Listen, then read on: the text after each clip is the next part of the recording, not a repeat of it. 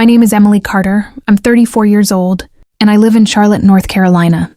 I never imagined that a single photograph at my wedding would expose a secret my parents had spent decades hiding. The moment should have been perfect. My husband and I had just finished our first dance, and the reception hall was filled with the kind of laughter I'd spent months hoping to hear. Friends were talking at their tables, glasses were clinking, and for the first time all day, I felt myself relax. A slideshow was playing on the large screen near the dance floor. Nothing unusual, just a collection of photos from our childhoods, our relationship, and some of our favorite memories together. People smiled as pictures appeared one after another. There was a photo of me missing my front teeth, a picture of my husband covered in mud after a charity race, vacation snapshots, birthday celebrations, embarrassing teenage hairstyles. The room kept laughing. Then everything changed. A photograph appeared on the screen showing my husband standing beside an older man. It looked completely harmless. The image had been taken years before I met him. They were standing outdoors at what looked like a fundraising event. The older man had his arm around my husband's shoulder, both of them smiling at the camera. At first, I barely paid attention.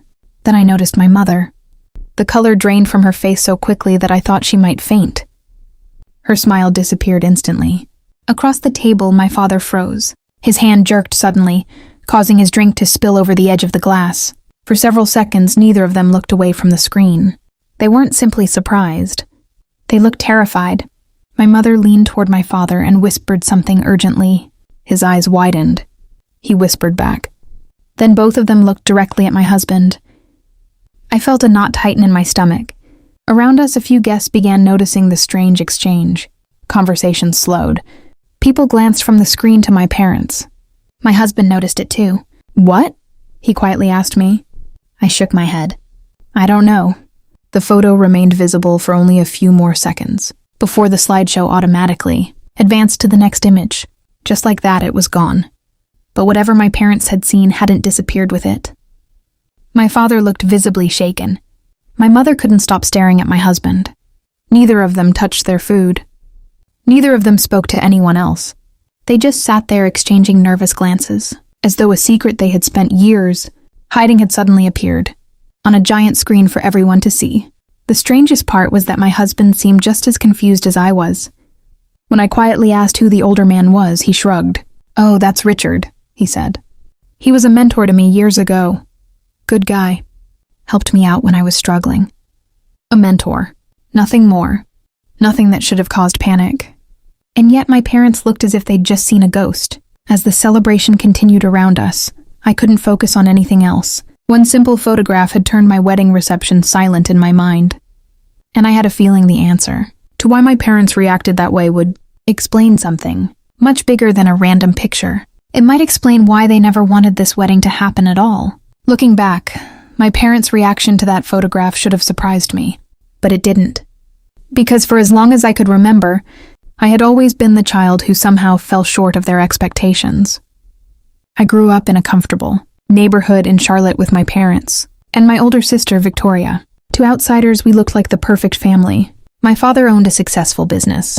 My mother was heavily involved in local social events and charity organizations. My sister excelled at everything she touched. And then there was me. At least that's how my parents made it seem. If Victoria earned an A, it was proof of her intelligence. If I earned an A, it was simply what was expected. If Victoria won an award, my parents displayed it proudly. If I achieved something similar, the conversation quickly shifted back to her accomplishments. The comparisons never stopped. Not when we were children. Not when we became teenagers. Not even when we were adults. At family gatherings, I could practically predict the comments before they happened. Victoria had a prestigious career. Victoria drove a luxury car. Victoria lived in the right neighborhood. Victoria knew the right people. My parents loved talking about those things. They treated success like a trophy that existed only to impress others. What mattered wasn't whether someone was kind, loyal, or hardworking. What mattered was how things looked from the outside. I spent years trying to earn their approval. I worked hard in school, built a stable career, stayed out of trouble, supported my family whenever they needed help. But no matter what I accomplished, there always seemed to be another reason it wasn't enough. My mother would smile while delivering criticism disguised as advice. My father rarely raised his voice, but his disappointment could fill an entire room. Sometimes their words hurt more because they sounded so polite. They never openly called me a failure. They simply made sure I felt like one. The worst part was that I believed them for a long time. I convinced myself that if I worked harder, achieved more, or made better choices, eventually they would be proud of me. Eventually they would see my value. Eventually I would matter as much as Victoria. But that day never came. As the years passed, I started noticing something unsettling. My parents seemed obsessed with appearances. They cared deeply about what neighbors thought, what relatives thought, what business associates thought. Every decision was filtered through the question of how it would affect their image, and anyone who threatened that image quickly became a problem. At the time, I didn't fully understand why they were so desperate to protect their reputation. I assumed it was simple vanity. Years later, I would discover there was a much darker reason behind it. But before any of that happened, I met the man who would change everything. And from the moment my parents met him, they made it clear they wanted him out of my life. I met my husband, Daniel, when I was 30. At the time, I wasn't looking for anything serious. After years of trying to meet everyone else's expectations, I had become exhausted by relationships that felt more like interviews than genuine connections. Daniel was different from the moment we met. He was kind without trying to impress anyone, confident without being arrogant, and unlike most people in my life, he actually listened when I spoke. Our first conversation lasted nearly 3 hours. By the end of it, I felt more understood than I had in years. What attracted me most wasn't his job, his income, or his social status. It was the way he treated people. Waiters, cashiers, strangers, friends. Everyone received the same respect. There was no performance, no pretending, just genuine kindness. As our relationship grew, I found myself becoming happier than I'd been in a very long time. Naturally, I wanted my family to meet him. That turned out to be a mistake. The first dinner with my parents was uncomfortable from the start. My mother spent the evening asking questions that sounded polite but felt like an interrogation. Where did he go to school? What did his parents do? What neighborhood did he grow up in? How much experience did he have in his profession? The questions kept coming. Daniel answered each one respectfully. Unfortunately, nothing seemed to satisfy her. After he left, my mother immediately started criticizing him. She didn't like his job. She didn't think he was ambitious enough. She didn't think he came from the right background. My father was quieter, but his opinion wasn't much better. He seems nice, he said. The way he said nice made it sound like an insult. My sister Victoria wasn't any kinder. She joked that Daniel didn't fit the image of someone our family would normally associate with. Everyone laughed except me. What hurt most was how quickly they dismissed him. Not because of anything he had done, but because of what they believed he lacked. Money, status, connections. The things my parents valued above almost everything else. Yet the more they criticized him, the stronger our relationship became. Daniel never tried to win them over. He never argued, never complained, never insulted them in return. He simply focused on building a life with me. Still, there was something strange I couldn't ignore. Every now and then, Daniel would tell stories about his younger years. He often mentioned a man named Richard. According to Daniel, Richard had been a mentor who helped him during some difficult periods in his life. Whenever Richard's name came up, my father reacted oddly. The first time it happened, I thought I imagined it. But then I noticed it again, and again. A brief pause. A tense expression. A quick change of subject. Almost as if the name made him uncomfortable. Once, Daniel mentioned attending a charity event with Richard years earlier. For a split second, my father looked genuinely alarmed. Then he immediately recovered and steered the conversation elsewhere. At the time, I didn't understand why. I assumed it was meaningless. Just another strange family moment.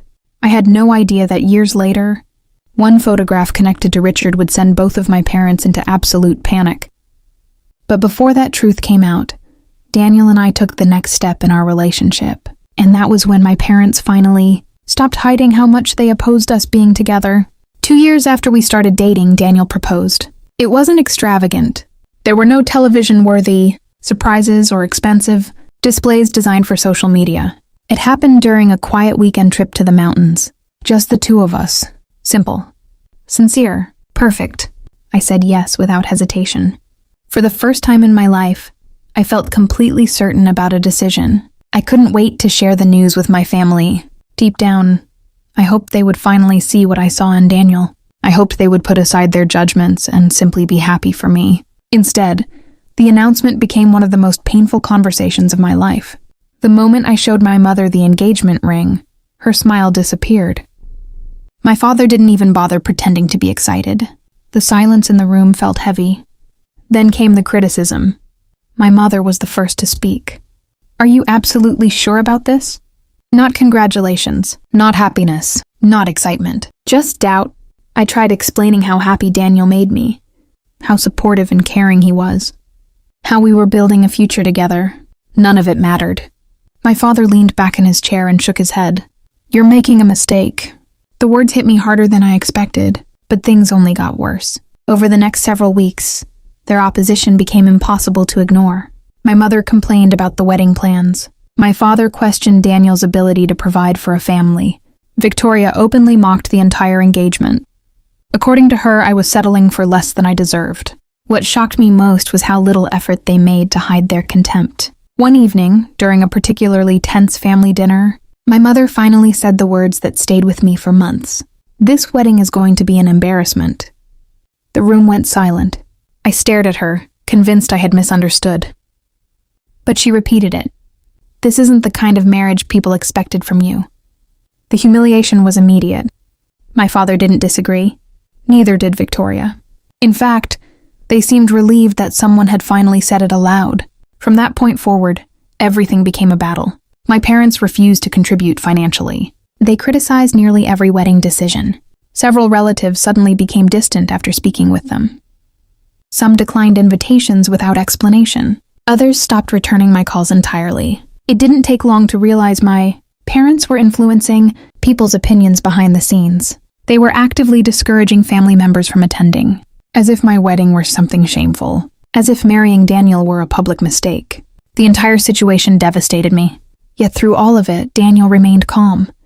No matter how many insults were directed at him, he never lost his temper. He simply reminded me that our marriage was about us, not anyone else's approval. Still, one conversation continued to haunt me. A few months before the wedding, my mother pulled me aside. Her expression was unusually serious. For a moment, I thought she might finally explain why she hated Daniel so much. Instead, she said something strange. "There are things you don't know about him." I frowned. "What does that mean?" She hesitated. For a second, she looked nervous, almost frightened. Then she shook her head. "Nothing. Just be careful." That was it. No explanation. No evidence. Nothing. Whenever I asked for details afterward, she refused to elaborate. At the time, I assumed it was another attempt to sabotage my relationship. But looking back, I realized something important. My mother wasn't acting confident during that conversation. She was acting afraid, and I would eventually discover she had a reason to be. As the wedding date drew closer, the tension inside my family reached a level I had never experienced before. Instead of celebrating, we were counting down to a day my parents clearly hoped would never happen. The months leading up to my wedding were supposed to be exciting. Instead, they became some of the loneliest months of my life. Every time I sat down to plan something, I was reminded of who wasn't supporting me. The guest list became the first painful reality check. Several relatives never responded to their invitations. Others declined without giving a reason. A few who had always been close to me suddenly became distant. At first, I blamed myself. Maybe they were busy. Maybe travel was difficult. Maybe I was overthinking everything. Then the truth started slipping out. One cousin accidentally mentioned something my mother had told her. Apparently, my parents had been warning relatives that my marriage wouldn't last. Another family member hinted that Daniel wasn't who he claimed to be. Someone else implied that he was using me. The stories were completely false, yet they kept spreading. The more I heard, the more confused I became. Why were my parents working so hard to stop this wedding? If they simply disliked Daniel, that was one thing. But this felt different. Deliberate, calculated, almost desperate. The situation divided the family. Some relatives believed my parents. Others quietly supported me. Many avoided choosing sides altogether. Family gatherings became awkward and tense. Conversations stopped when I entered rooms. People exchanged looks when Daniel's name came up. It felt like everyone knew something I didn't. More than once, I found myself questioning everything. Was I making a mistake? Was there actually something I didn't know? My mother's warning echoed in my mind. There are things you don't know about him. Whenever those doubts appeared, Daniel was there. He never pressured me, never demanded loyalty, never spoke badly about my family.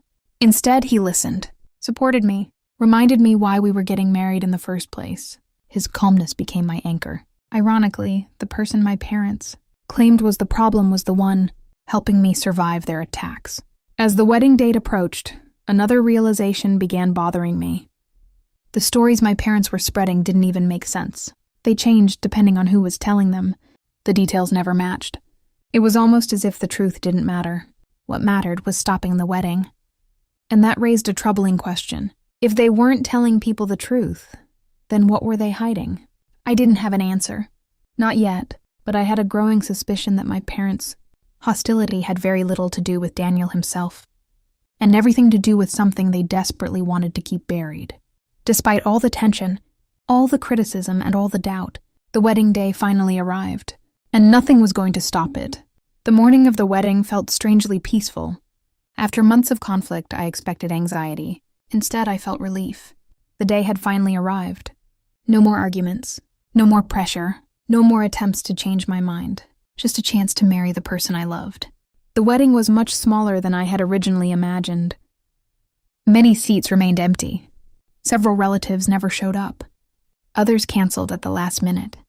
A younger version of me would have been devastated. But something unexpected happened. The people who did attend filled those empty spaces with genuine love and support. Friends stepped forward in ways I would never forget. One helped decorate the venue. Another handled last-minute problems. Several traveled long distances just to be there. They reminded me that family isn't always defined by blood. Sometimes it's defined by who stands beside you when it matters most. There wasn't a single moment where I doubted my decision. For the first time, I truly understood something important. I didn't need my parents' approval to build a happy life. That realization felt freeing. My parents attended the ceremony, but their behavior never changed. They remained distant throughout the day. They smiled for photographs when necessary. They made polite conversation when people were watching, but their judgment lingered beneath every interaction. Even so, they couldn't ruin the happiness I felt. Not anymore. As evening arrived, the reception began. The atmosphere grew lighter. Guests laughed. Music played. People danced. For a few hours, everything felt normal. Maybe even hopeful. Then the slideshow started. A collection of photographs from our lives appeared on the large screen near the dance floor. Childhood memories, family pictures, vacation photos, moments that made everyone smile. The audience enjoyed every second. I remember looking around the room and thinking that perhaps the worst was finally behind us. Then a single image appeared on the screen. And within seconds, the entire atmosphere changed. Because that photograph contained something my parents never expected to see. And the moment they recognized it, panic took over their faces. The second that photograph appeared on the screen, I knew something was wrong. Not because of the image itself. Because of my parents' reaction to it. The photo showed Daniel standing beside an older man at a charity fundraiser several years before we met. The two of them were smiling at the camera. Nothing about it seemed unusual. There were no hidden messages, no shocking details, just a photograph. Yet my mother's face had gone completely pale. My father looked as though someone had punched the air from his lungs. At first, I thought they might be feeling unwell. Then my father suddenly stood up. His chair scraped loudly against the floor. Several nearby guests turned to look. "Where did that photo come from?" he demanded. His voice was sharper than I'd ever heard it. The room fell quiet. I stared at him in confusion. "It's part of the slideshow," I said. "Who put it in there?" His tone wasn't curious. It was panicked. Before I could answer, my mother grabbed his arm. Her hands were trembling. For a brief moment, I thought she might cry. Instead, she kept staring at the screen. The image had already disappeared, replaced by another wedding photo. But she couldn't seem to look away. Daniel looked equally confused. "What is this about?" he asked. Neither of my parents answered immediately. Then my father pointed toward the screen. "The man in that picture." Daniel nodded. "Richard." The name seemed to hit both of them like a physical blow. My mother closed her eyes. My father's jaw tightened. Daniel frowned. "Did you know him?" For several seconds, neither parent spoke. The silence felt unbearable. Finally, Daniel added, "Richard was a mentor to me. He helped me when I was struggling financially after college. Honestly, I wouldn't be where I am today without him. Another look passed between my parents. One filled with fear, not discomfort, not annoyance. Fear. The kind of fear people have when a secret they've spent years protecting suddenly threatens to come into the light. Without another word, my mother grabbed her purse. My father immediately followed. "Wait," I said, stepping toward them. "What's going on?" My mother wouldn't even meet my eyes. "We're leaving." "Leaving? Why?" No answer. They simply walked away. Straight out of the reception, straight out of my wedding. Guests watched in stunned silence. Whispers spread throughout the room. People exchanged confused glances. No one understood what had just happened. Neither did I. Daniel looked shaken. I felt a knot forming in my stomach. Because deep down I knew this wasn't about a photograph. It wasn't even about Richard. Somewhere behind my parents, panic was a truth they desperately didn't want revealed. And for the first time, I wasn't willing to let it go. The wedding might have been over. But my search for answers was only beginning. The morning after the wedding, I called my parents. Neither answered. I left messages, sent texts, nothing. It was as if they had vanished. The silence only made me more determined. If they weren't willing to explain their behavior, I would find the answers myself. I started with relatives who had witnessed the reception. Most claimed they didn't know anything, but their reactions told a different story. Several became uncomfortable the moment I mentioned Richard's name. One aunt changed the subject entirely. Another insisted the past was better left alone. That response caught my attention. The past. What past? Eventually, I spoke with an older cousin who hesitated before answering. "Your parents knew a man named Richard years ago," she admitted. "How well?" She shook her head. "I don't know the details. Nobody talks about it. Nobody talks about it." I kept hearing versions of that same sentence. Friends of my parents refused to elaborate. Older relatives suddenly became cautious. Some acted nervous. Others appeared genuinely afraid of saying too much. The more resistance I encountered, the more convinced I became that something significant had happened. Meanwhile, Daniel was becoming concerned too. When I explained everything, he looked stunned. "Richard never mentioned your parents." "Not once?" Daniel shook his head. "Never." That didn't make sense. If my parents recognized him instantly, then Richard must have played an important role in their lives at some point. Yet Daniel had no idea there was any connection. As we dug deeper, small inconsistencies began appearing. Old stories didn't match. Timelines changed depending on who was talking. Certain years seemed strangely absent from family conversations. Even childhood memories felt incomplete. It was as if an entire chapter of my parents' lives had been carefully erased. Then something unexpected happened. A family friend named Margaret agreed to meet me privately. Margaret had known my parents for decades.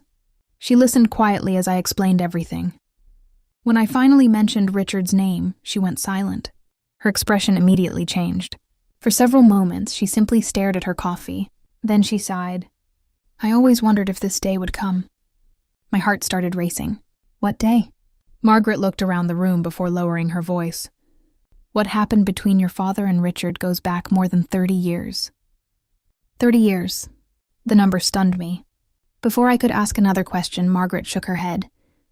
"I can't tell you the whole story." "Why not?" "Because it isn't my secret to tell." I felt frustration building. Every answer seemed to create even more questions. But before we left, Margaret gave me one final clue. "Look into your father's first business partnership," she said quietly. "Start there." At the time, I had no idea how important those words would become. But within days, a forgotten document would uncover a truth my parents had spent decades trying to hide. The morning after the wedding, I woke up with one question replaying in my mind. Who was Richard to my parents? I had barely slept. Every time I closed my eyes, I saw my mother's pale face and my father's panicked expression when that photograph appeared on the screen. The reaction had been too intense to ignore. And now that my wedding was over, I was determined to find out why. My first calls were to my parents. Neither answered. I left voicemails, sent text messages, nothing. It was as if they had decided that silence was safer than an explanation. That only made me more suspicious. Over the next week, I started contacting relatives and family friends. Most claimed they knew nothing, but their body language told a different story. The moment I mentioned Richard's name, Conversations became awkward. People avoided eye contact. Subjects changed abruptly. Some suddenly remembered they had somewhere else to be. It was strange. Almost everyone acted as if they had been instructed not to discuss him. One afternoon, I finally managed to get a little information from my Aunt Linda. After several minutes of hesitation, she admitted that my parents had known Richard years ago. "How well did they know him?" I asked. She immediately became uncomfortable. "I really don't know the details." The answer sounded rehearsed, like something she had said before. And she wasn't the only one. The more people I questioned, the more I noticed the same pattern. Nobody denied knowing Richard. Nobody claimed he was a stranger. Yet nobody wanted to explain what had happened between him and my parents. Meanwhile, Daniel was becoming increasingly concerned. One evening, we sat at our kitchen table reviewing old photos and notes from our conversations. He looked genuinely troubled. "Richard told me a lot about his life," he said. "But he never once mentioned your parents." That bothered me too. If my parents recognized him instantly, then they must have shared significant history. Yet Richard had apparently kept that history completely hidden. The inconsistency made no sense. As the days passed, other strange details began surfacing. I discovered old family stories that suddenly seemed incomplete. Certain years of my father's career were rarely discussed. Whenever I asked questions about his early business success, answers became vague. Even childhood memories felt different now, like pieces of a puzzle that no longer fit together. Then came the conversation that changed everything. A longtime family friend named Margaret agreed to meet me for coffee.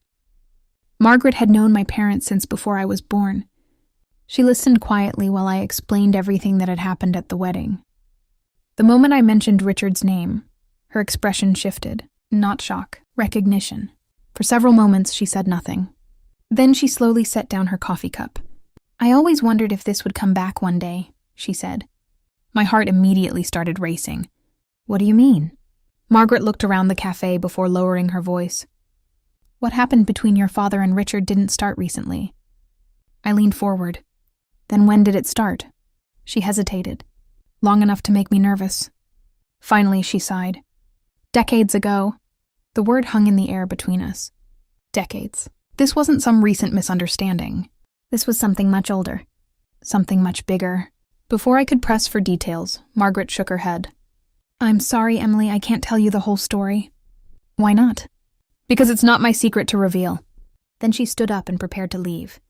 But before walking away, she offered one final clue. A clue that would soon change everything. "Look into your father's first business records," she said quietly. "You'll find what everyone else has been trying to forget." At that moment, I didn't realize just how close I was to uncovering the truth. But somewhere in the past, hidden beneath decades of silence, a secret was waiting, and a forgotten document was about to bring it into the light. Margaret's advice stayed with me for days. Look into your father's first business records. The problem was that my father rarely talked about those years. Whenever anyone asked about how he built his success, he usually skipped straight to the company's growth and accomplishments. The beginning of the story was always vague. Now I understood why. With Daniel's help, I started digging. At first, it felt impossible. Most of the records were old. Some weren't available online. Others had been archived years ago. But eventually we found something. A collection of public business filings dating back more than 30 years. And one name immediately caught my attention. Richard Lawson. I froze. There it was. My father's name and Richard's name listed together on multiple documents. They hadn't simply known each other. They had been business partners. For several seconds, I just stared at the screen. Everything suddenly felt different. The mysterious reactions, the panic at the wedding, the refusal to discuss the past, it all pointed back to this partnership. Yet new questions immediately emerged. If they had once worked together, why had nobody ever mentioned it? Why had my parents acted as if Richard's existence was something dangerous? Daniel looked just as stunned. Richard never told me this. We continued searching. The deeper we dug, the stranger the story became. Old newspaper articles referenced a promising business venture, launched by my father and Richard. Several articles praised both men equally. Then, almost without warning, Richard's name vanished. My father's name remained. The company expanded. The profits grew. The success continued, but Richard disappeared from the story completely.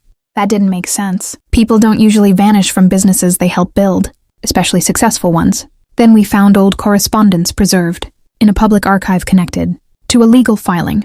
Most of it was routine, but one letter stood out. It referenced a dispute between business partners. The details were heavily limited, but the tone was unmistakable. Something had gone wrong. Very wrong. The more evidence we uncovered, the more troubling the picture became. Richard appeared to have suffered major financial losses during the separation. Meanwhile, my father's wealth increased dramatically in the years that followed. The timing was impossible to ignore. I remembered my parents constantly talking about reputation, status, and success. What if those things had been built on something they didn't want anyone to discover? For the first time, I felt genuine anger replacing confusion. Not because I knew the truth, because I was beginning to understand how much effort had gone into hiding it. Every conversation, every awkward silence, every attempt to stop my wedding, all of it suddenly felt connected. The pieces were finally starting to fit together, but one crucial piece was still missing. I knew Richard and my father had shared a past. I knew the partnership had ended badly, and I knew my parents were terrified of anyone discovering why. What I didn't know was what had actually happened. That answer arrived unexpectedly a few days later, and it came from someone who had been gone for years. 3 days after our investigation uncovered the business records, Daniel received a phone call. The caller was an attorney. At first he assumed it was a mistake. Then the attorney mentioned Richard's name. Everything changed. Richard had passed away nearly 2 years before I met Daniel. What Daniel didn't know was that Richard had left behind a collection of personal documents, letters, and records intended to be released if certain circumstances ever arose. Apparently, Daniel's wedding had triggered one of those conditions. The attorney requested a meeting. Neither of us knew what to expect. But by the time we left his office, the mystery that had haunted my family for decades finally made sense. And the truth was worse than I imagined. Inside the collection were partnership agreements, financial records, private correspondence, and personal notes written by Richard himself. Together, they told a devastating story. 30 years earlier, Richard and my father had built a company from the ground up. According to every document, Richard had provided much of the initial funding, industry knowledge, and professional contacts that helped launch the business. For years, the partnership thrived. Then everything changed. The records revealed that my father had secretly restructured key ownership, agreements without Richard fully understanding the consequences. Using legal loopholes and misleading paperwork, he gradually shifted control of the company into his own hands. By the time Richard realized what was happening, it was too late. He had effectively been pushed out of the business he helped create. The financial losses were devastating. My father gained majority ownership. Richard lost almost everything. As I read through the documents, I felt physically sick. The wealth my family had enjoyed for decades suddenly looked very different. The expensive home, the private schools, the lifestyle my parents constantly bragged about. Much of it had been built on a betrayal. What shocked me even more was Richard's response.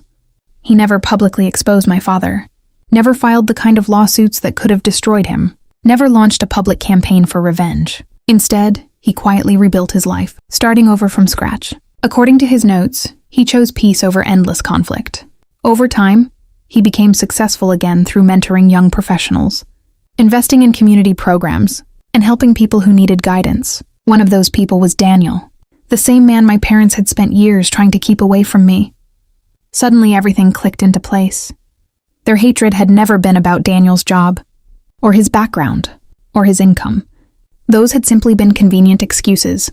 The real problem was Richard. More specifically, Daniel's connection to Richard.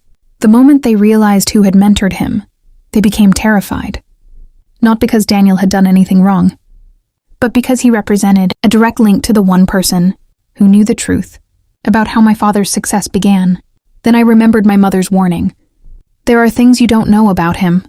She wasn't talking about Daniel at all. She was talking about Richard. Or rather, she was afraid I might eventually learn the truth through Richard, and that's exactly what happened. The photograph at my wedding hadn't exposed a secret on its own.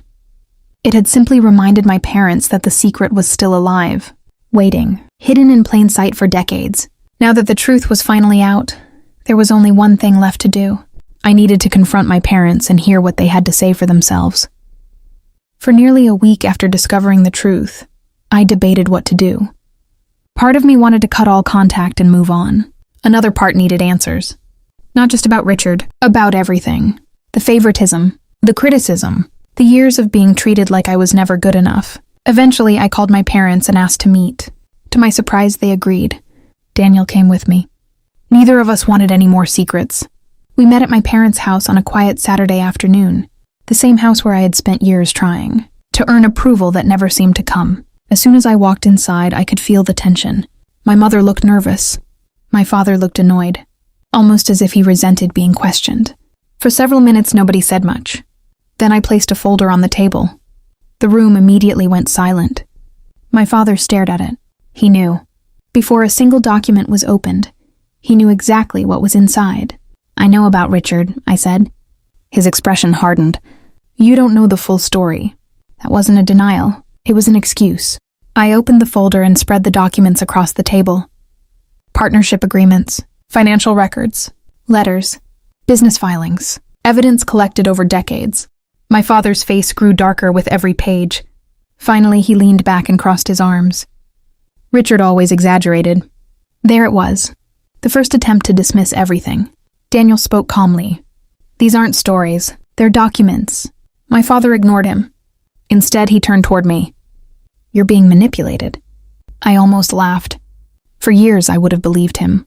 Not anymore. When denial failed, my mother stepped in. Tears immediately filled her eyes. "We did everything for this family," she said. "You have no idea how difficult those years were." The words sounded familiar. She wasn't addressing the facts. She was trying to make herself the victim. Every uncomfortable truth suddenly became about her pain, her sacrifices, her struggles. But this time it didn't work. Because I finally understood something important. The issue wasn't whether life had been difficult. The issue was what they had done to someone else in order to benefit from it. I showed them copies of Richard's written statements. Then testimony from individuals who had witnessed the partnership collapse, people who remembered exactly what happened, people who had stayed silent for decades. One by one, their explanations fell apart. The excuses stopped. The denials weakened. The room felt smaller with every passing minute. Then something unexpected happened. The conversation stopped being about Richard. It became about me. Years of emotions surfaced all at once. I told them how their constant criticism had affected me, how every comparison to Victoria made me feel invisible, how every achievement was dismissed, how they called my wedding an embarrassment. My mother cried harder. My father remained silent. For the first time in my life, neither of them had a response, because deep down, they knew I was right. And then the realization hit me. The person who should have felt embarrassed was never me. It was them. All those years, they had acted as though Daniel wasn't worthy of our family. As though I was making a mistake. As though I was damaging their reputation. But the truth was exactly the opposite. Their reputation had been built on a lie. Their judgment had been fueled by fear.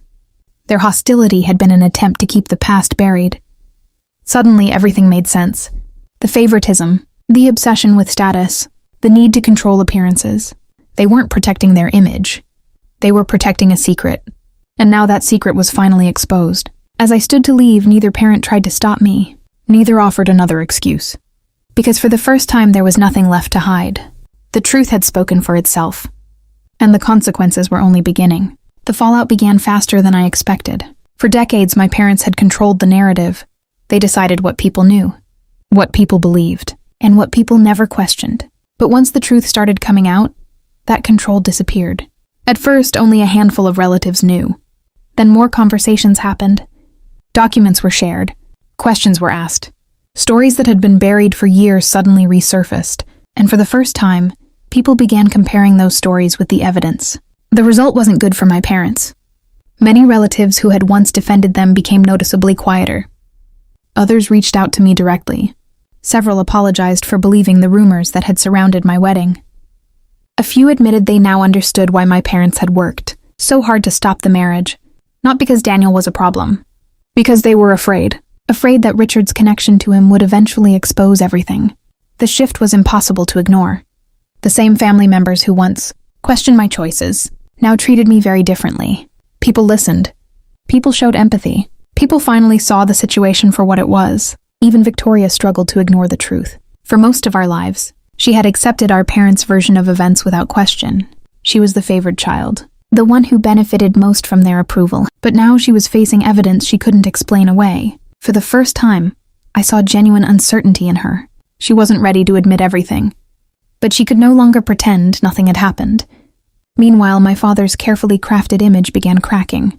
He had spent years presenting himself as a self-made success story.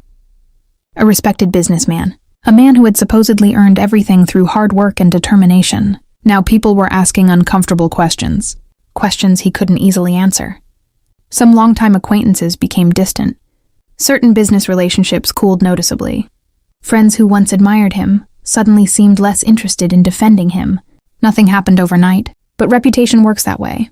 It often takes years to build and only moments to start unraveling. What struck me most was the irony of it all. My parents had called my wedding an embarrassment. They had worried about what people would think. They had judged Daniel for not fitting their image of success. Yet in the end, they experienced the very humiliation they had spent years directing toward me. Not because anyone sought revenge, not because I tried to destroy them, because the truth finally reached the people who deserved to know it. And truth has a way of changing how people see you. For the first time in my life, I wasn't the daughter people pitied or criticized. I was the daughter who had been right all along. The validation felt satisfying. But after the anger faded, I realized something important. Winning wasn't what I wanted anymore. What I wanted was peace. And that meant deciding what kind of future I was going to build from everything that had happened. For most of my life, I believed happiness would come when my parents finally approved of me. I thought if I worked hard enough, achieved enough, or made all the right choices, they would eventually look at me with pride. For years, that hope influenced almost every decision I made. But after everything that happened, something changed. I stopped chasing their approval. Not out of anger, out of acceptance. I finally understood that some people will never give you the validation you're hoping for, no matter how much you sacrifice for them. And once I accepted that, a weight I had carried for decades began to disappear. Instead of focusing on what I had lost, I started focusing on what I had gained. I had a husband who stood beside me through every difficult moment. I had friends who proved their loyalty when it mattered most. And I had a life built on honesty rather than appearances. Daniel and I also found a meaningful way to honor Richard. A few months after everything came to light, we made a donation to a community mentorship program he had supported for years. It felt right. Without Richard, neither of us would have uncovered the truth. And without his quiet example, I might never have understood the difference between success and integrity. At the same time, I established boundaries with my parents. The relationship didn't completely disappear, but it changed. I no longer allowed guilt, criticism, or manipulation to control my decisions. For the first time, our interactions existed on my terms. That emotional freedom was something I had never experienced before. The contrast between my old life and my new one became impossible to ignore. I spent years feeling rejected inside a family that cared deeply about appearances. Now I was surrounded by people who valued honesty, loyalty, and respect. Ironically, the wedding my parents had predicted would ruin my future became the beginning of my happiest chapter.